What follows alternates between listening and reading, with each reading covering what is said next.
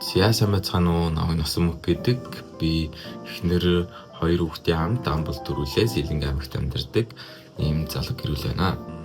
Юу хийдэг вэ гэхээр ерөөхдөө график дизайн, моушн график, анимашн чиглэлээр ажилладаг.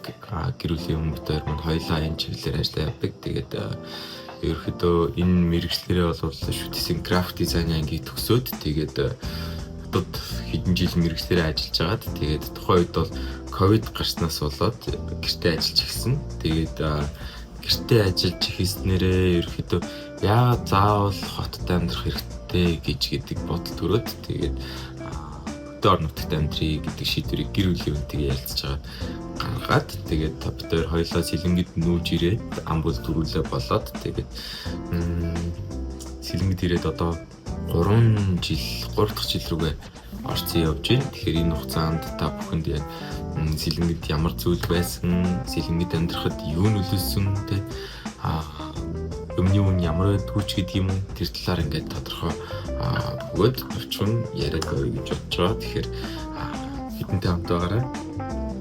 Баярлалаа.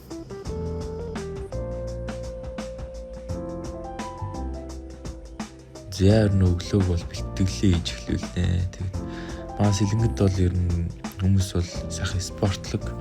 Тэгээд дулаан ороод ирэхээр гадаа өглөөгөр маш их гүйс үнэтэй болдог. Хүмүүс цэвэр агаарт 50 амьдралтай дуу чимээнээс хол амьдрах тусмаа илүү спортлог байх тодорхой болоод эхэлдэг юм шиг санагдсан.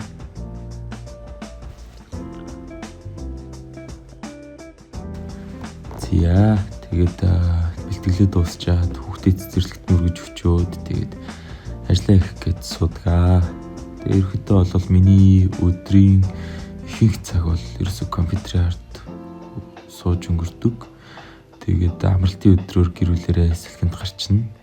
100-ны орой бол баг орой болгон салхинд гарна. Орой болгон баг л зугаалах шиг байдаг. Яа тэгэхээр байгаль нь өөрөө үнэхээр гоё байгальтай учраас. За тэгээд өвлийн үйлрэлт бол баг өдөржингөө л суудаг та.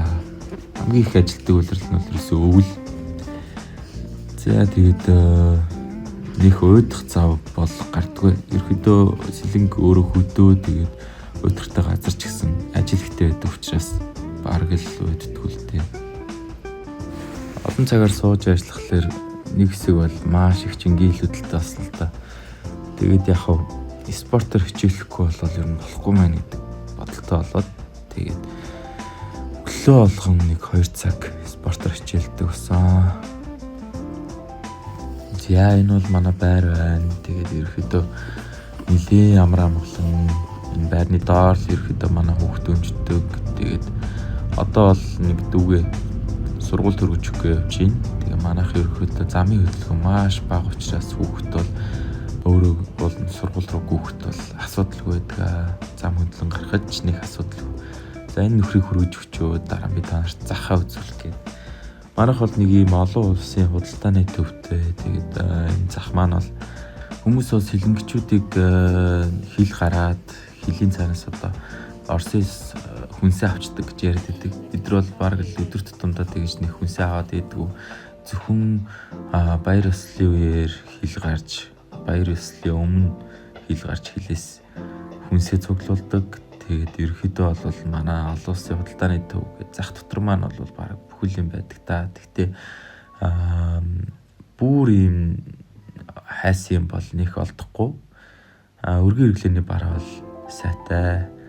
Тэ яг уу цагаан сарын дараа болооч тэр юм уу худалдаа болж жоохон буурчихлаар лангуунууд жоохон хаалттай бодох шиг байна. Гэхдээ ерөөхдөө бол манай захын бол өглөө нэг 10-11-ээс л ер нь жигдэрдэг. Яа тэгэхээр энэ ч нөгөө худалдаа болт арай муутай учраас одоо бүр өглөө эрт тэгж онгоогоодох шаардлага байдаггүй л дээ. Юу энэ даа? Энэ бол тий маа Сэлэнгийн зах нэг иймэрхүү гээд. За ингэ Сэлэнг бол ерөөхдөө талхаар алдартай. За тэгээд нэг иймэрхүү газар амьдраад байна. Тэгээд одоо дулаан орцсмаа гадаа ногоороод илүү гоё байгальтай болоод илүү өнгөлөг болчдөг учраас дулаан орцсмаа гарч илүү гоё юм үзүүлэх хичээн. Тэгээд дээр баярлалаа.